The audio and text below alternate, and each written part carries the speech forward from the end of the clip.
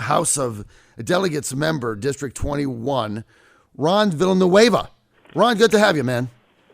Morning, John. You are my favorite talk show host by far, the greatest in the galaxy. I love Ron Villanueva. Thank you, man. You're the best. Hey, how'd you get all these signs out, man? I was talking to you the other day. We went to, my son had a baseball game someplace on Sunday, so we're driving down Centerville Turnpike or where we was. I counted 21 of your 4x8 signs and then got tired of it and went on to something else. And I only drove about 20 minutes. I mean, you are the sign king of all time. Well, I got to give a special shout out to Team Ron. You know, every day we're all going out and dropping off signs in people's neighborhoods and putting them in strategic locations where we have permission to do so. I mean, it's all part of the, effort to get reelected, as you know. Now, we had Susan Hippen on yesterday, a delegate who was the Democrat challenging you. And she was very critical of your constituent services. She's saying that you're not really there for people, nobody can find you, etc. How do you respond to that? Well, I'll say this. I've been representing the 21st District, both at the local and state level, for over 13 years. All politics is local, and folks in the community do know me. I mean, there's not a week that doesn't go by. We get dozens of constituent requests, assisting them all the time. I'm visible in the community. I mean, what more can you ask for? I mean, I'm in the grocery store, at a kid's volleyball game, at a kid's band concert. Always talking to the constituents. I mean, I'm visible. Oftentimes in these elections, you always hear this political chatter from opponents that don't really have a message. They go on the attack mode. And we know this election is a repeat of 2 years ago where I beat her, and she knows that. And I won pretty handily because folks in the district know you need results. You need folks with experience that are honest and effective, and I look forward to working hard for the folks in my district. I mean, I've got examples of constituent services where we help out, and oftentimes when folks ask for constituent help, it's when they need it the most, and we're there to help them out. And here in Virginia Beach and in Chesapeake, we've got a good team effort where both Republicans and Democrats work together. If that constituent doesn't live in my district, we'll gladly help them out with the other office. We also help out with the federal level with regards to many of their services. So it's a team effort when you talk about constituent services. Oftentimes, we'll find solutions. Sometimes we don't, but for the most part, we're there to help, our constituents. So when she says that, it's kind of false advertisement on her part. All right. Well, that's fair enough. We're with Ron Villanueva, House of Delegates member, Republican District 21. He's the incumbent running for re-election. That'll be decided on November the 3rd. District 21, part of Chesapeake, near the Kempsville area and parts of Virginia Beach. Delegate Villanueva, let's get to transportation. You haven't been there that long, right? And now you've been named chairman of the Transportation Committee. That's for the Hampton Roads, Southeast Virginia area, one of the biggest issues that we have. My first question is, you don't have that much seniority in there. How did you get to be chairman of such a powerful committee? Well, John, when you go to General Assembly, you have to know from day one, how to work across the aisle. You've got to be effective. You've got to have the respect of both your colleagues on both sides of the aisle. I had that. I had the respect of the speaker. It's unheard of. I've only been in 3 terms, and now I'm the chairman of transportation. I mean, that means not only for me, that means a lot to me, but more importantly, it means that, Hampton Roads has leadership in key positions, and we're working to protect our transportation dollars, make sure there's accountability. But it says a lot, and I'm honored that the Speaker would name me chairman.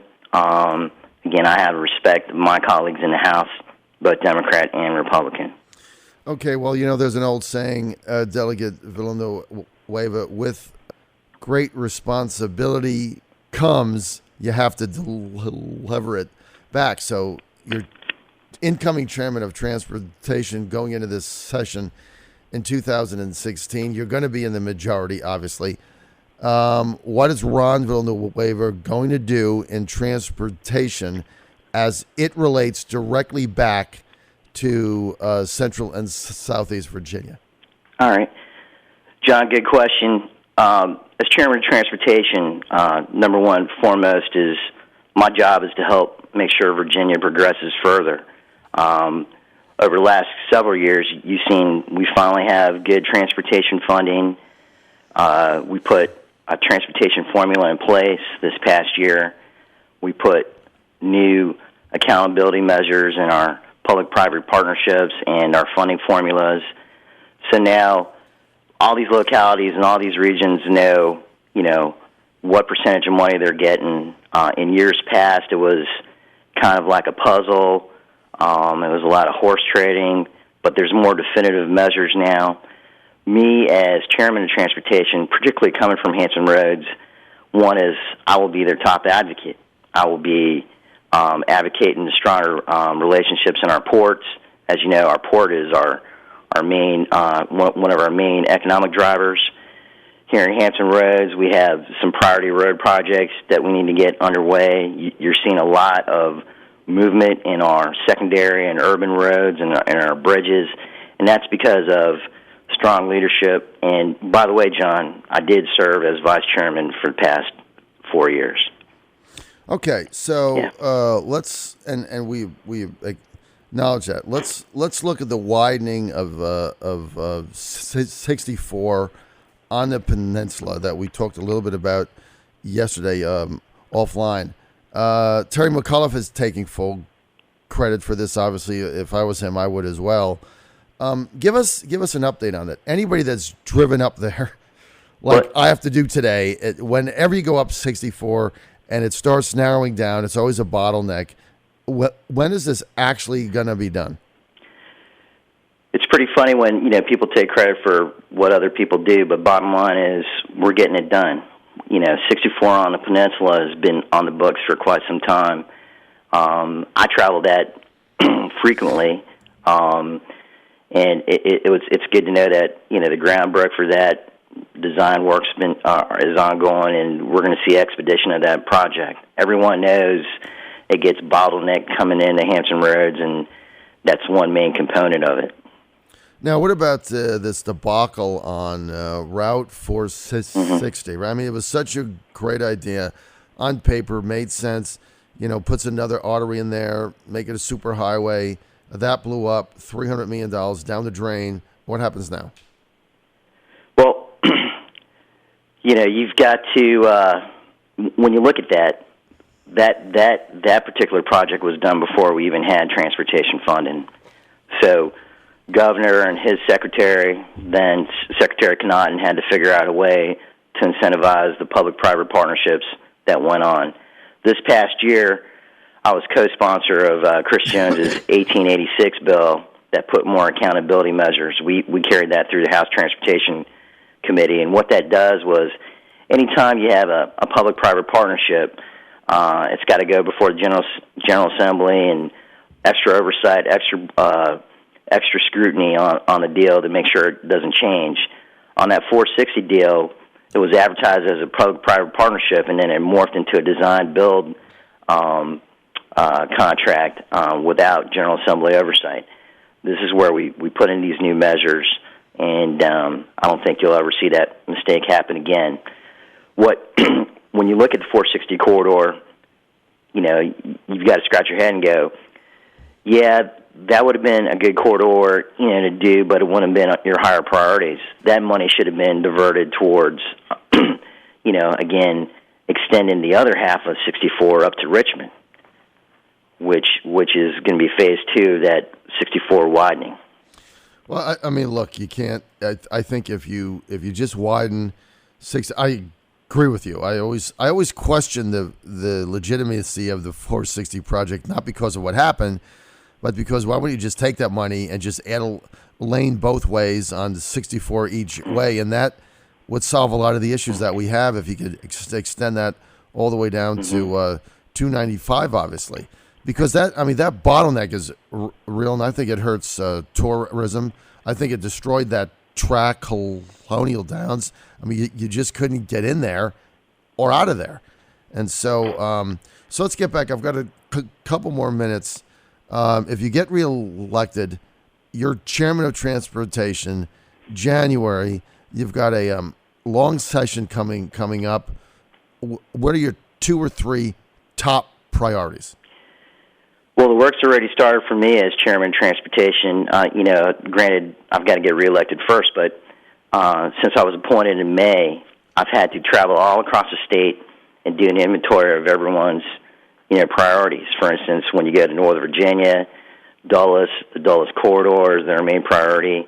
When you look at Hampton Roads, we have several, from our ports to 64, 264 interchange.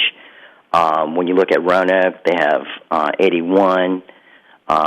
We have all kinds of tremendous needs across the state. It's my job to make sure that each region's efforts are championed and they're balanced accordingly. A lot of folks think when we go up there, it's Republican, Democrat.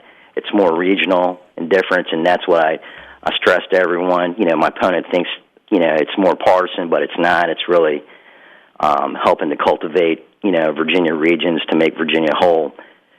When you look at Hampton Roads, some of my top projects would be transportation technologies. We got all this new technology in place. We need to put the standards in place, and with this new technology comes more efficiency. For instance, when you look at DMV, you'll be amazed what you find when you go to DMV, what you could do.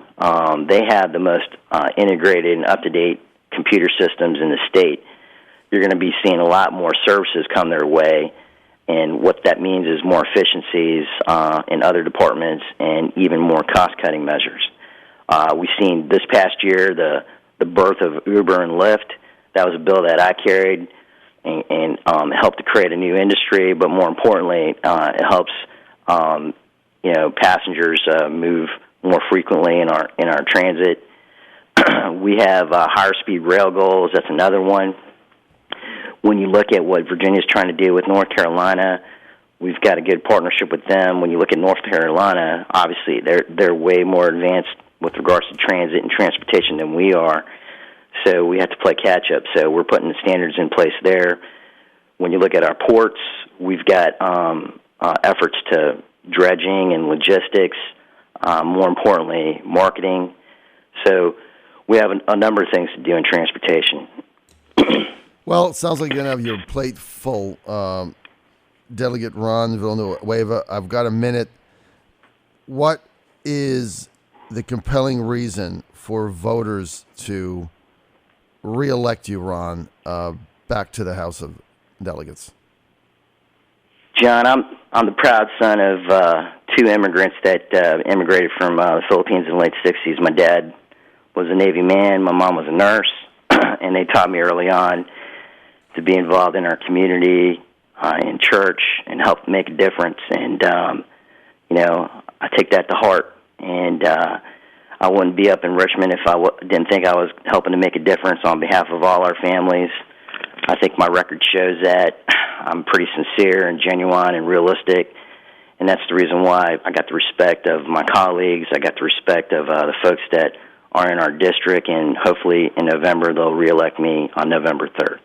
Well, I tell you what, being in the General Assembly 3 terms and being chairman of the Transportation Committee when you have a supermajority, and especially when you're in Southeast Virginia, Virginia Beach, Chesapeake area that you are.